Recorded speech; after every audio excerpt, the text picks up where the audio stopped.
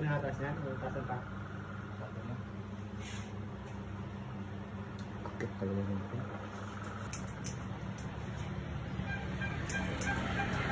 Pwede pinong doon eh. Yun kami.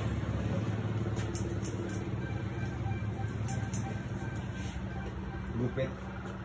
Gupit. Gupit. Gupit ko kaya Gupit ko ba yun? So, ano sa kanya? Kapugian. Hindi. Pangit. Wala, hindi. Ganun yan. Hindi wala. Lugi kami ayaw tayo. Organisasyon ng pamagat mo. Boss, kapugi. Hindi ganun tayo. Minalo yung gupit ito para kay Anisa ni Pa. Kapugian ng plasya. Hindi wala yun.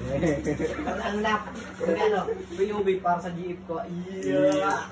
may gupit para sa ano, gupit niya pag ginalagay yung pangalan. Oo, ganun ang pangalan. Tapos pakitarin namin yan, tapos pakita namin sa buwan nyo. Tapos itag ko yung shoot niya pag share ko.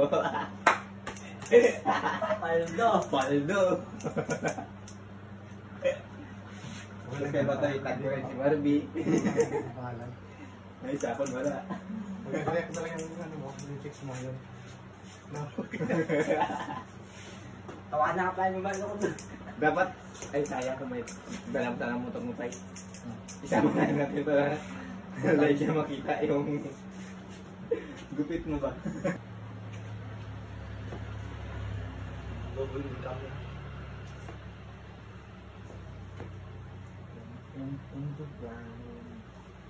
Halos lahat ng mga taga-sito dito yata lang pagupit eh. Ngayon?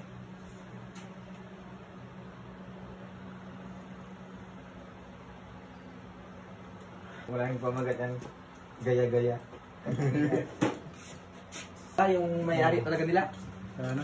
Ibig sa Robert? Sa Robinson ba yun? Yung may-ari nagagupit? Guys, na rin, no? Perfect na blowout. Shoutout nyo yung chicks mo ngayon dyan. Shout out kay Anisa ni Pa. Gaso ko yun. Shout out sa dalawa kong kasama dito, mga bungol. Sige, tika ko muna yan. Yeah. Yan, gupit biglang ano guys, so. Guwapo. Gaya-gaya.